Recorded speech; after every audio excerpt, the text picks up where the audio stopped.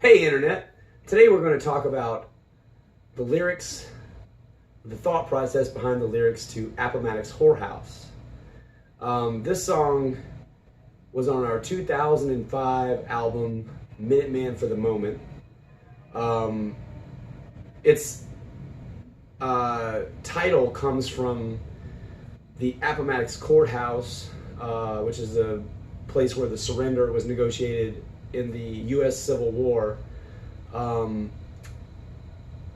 combined with whorehouse, kind of to imply a selling out. Now, it's important to note this song is not about the Civil War at all.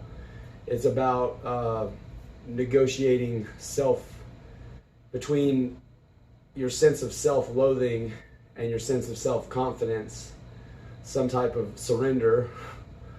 And I just thought that wordplay would be interesting for communicating that idea. It has of kind of like a civil war within yourself.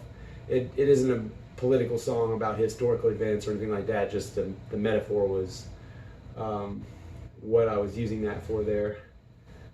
So let's get started on the lyric. Now, one thing to think about on this one, part of it is just an internal dialogue between your self-loathing and your sense of self-confidence, but I got the idea of it from watching when we lived in Los Angeles around the time we were writing that record, which would be like 2003.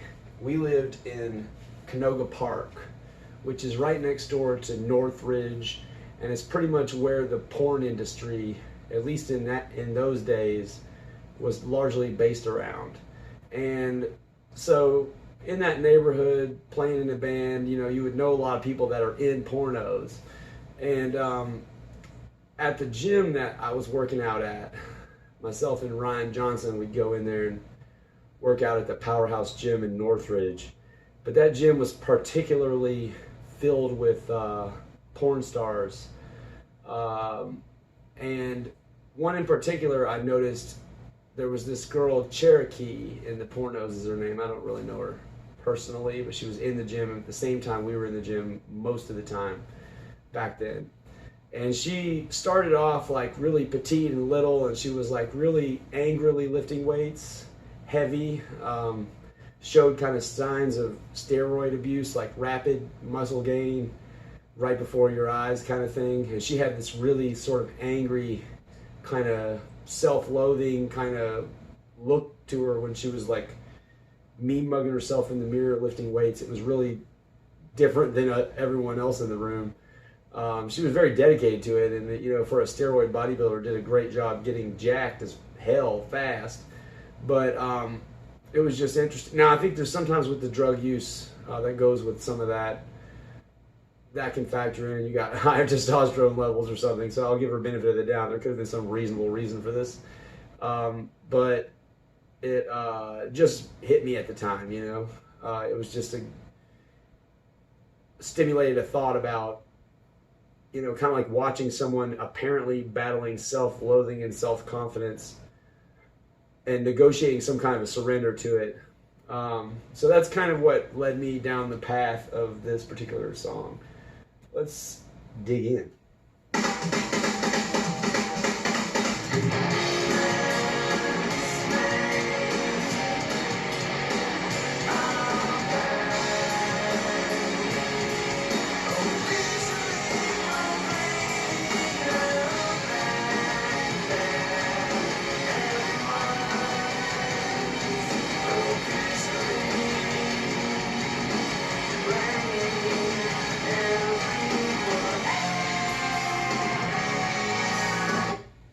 Now this, let's make a pact, officially proclaiming the fact that everyone's blaming everyone else.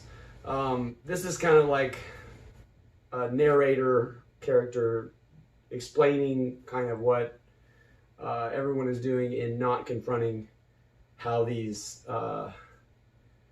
issues of self-loathing are projecting on the environment around them. Sort of that they're just blaming. We've all made a pact. We've agreed that we're going to blame everybody else besides ourselves. That's kind of the starting point of that. Now, this song is kind of like yacht rock meets metalcore. I don't know. So it's like real sweet on you sometimes, and then it gets mean suddenly.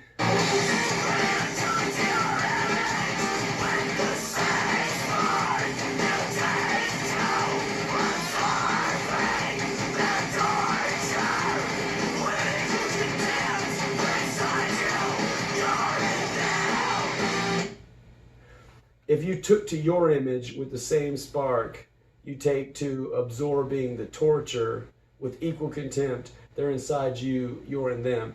It's kind of like saying if you, your self-confidence telling you that if you would put as much effort into building up your own understanding of the image of yourself as you do in cowing to the fears of how everyone is thinking of you, you know, that you would be, how much better off would you be in terms of wasting your time and energy on something like that? It's sort of what that line is saying.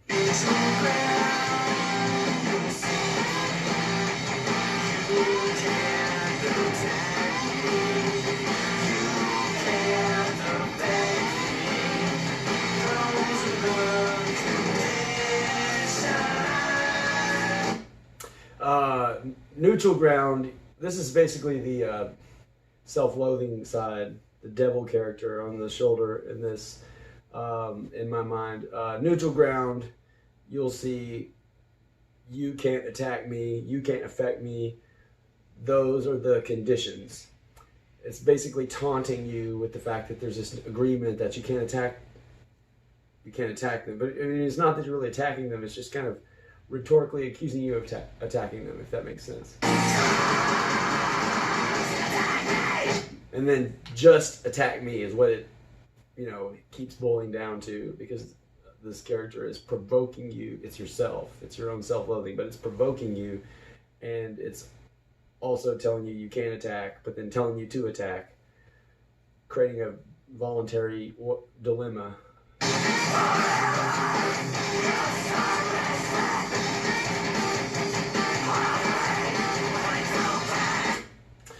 The mirror, you service it, hungry with two fists.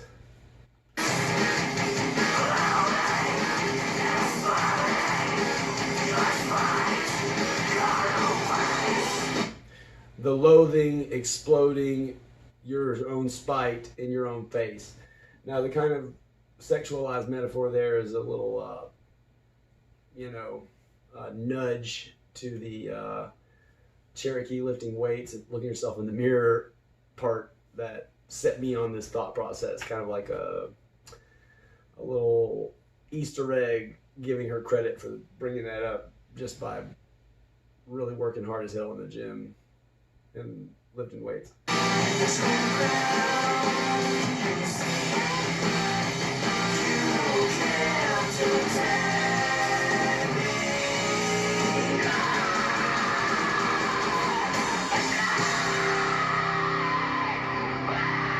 As again, neutral ground, you'll see just attacking. Your self-loathing is provoking you again and wants you to feel bad about yourself for no reason.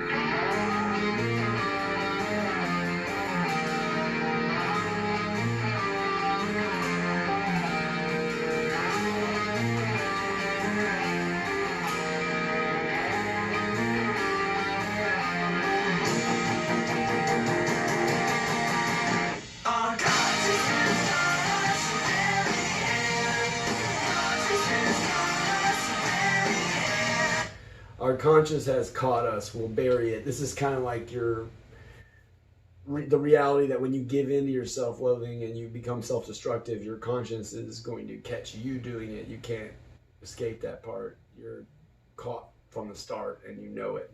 So there's no, so all you can do is bury it, you know.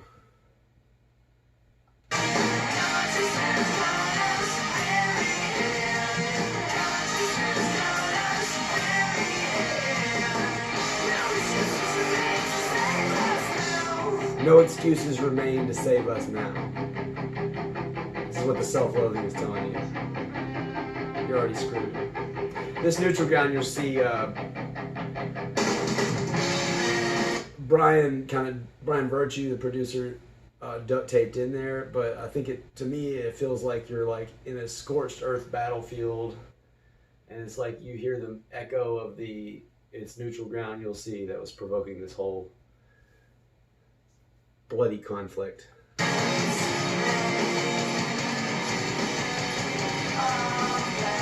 Let's make a pact, officially proclaiming the fact that everyone officially blaming everyone else.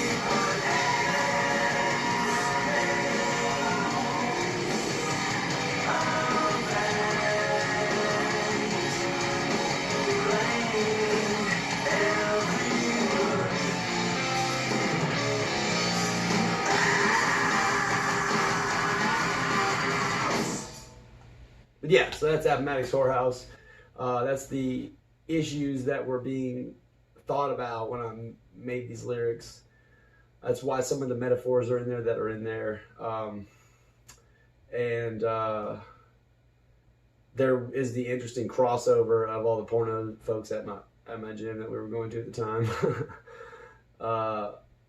That kind of stimulated me thinking down those lines. Anyway, we have a new website, LWID.band.com. We're going to have we actually have a new merch going up now. So hit that up right quick. Get set up with a t-shirt. It's going to promote our new album that's about to come out. So thank you, ladies and gentlemen, for your time.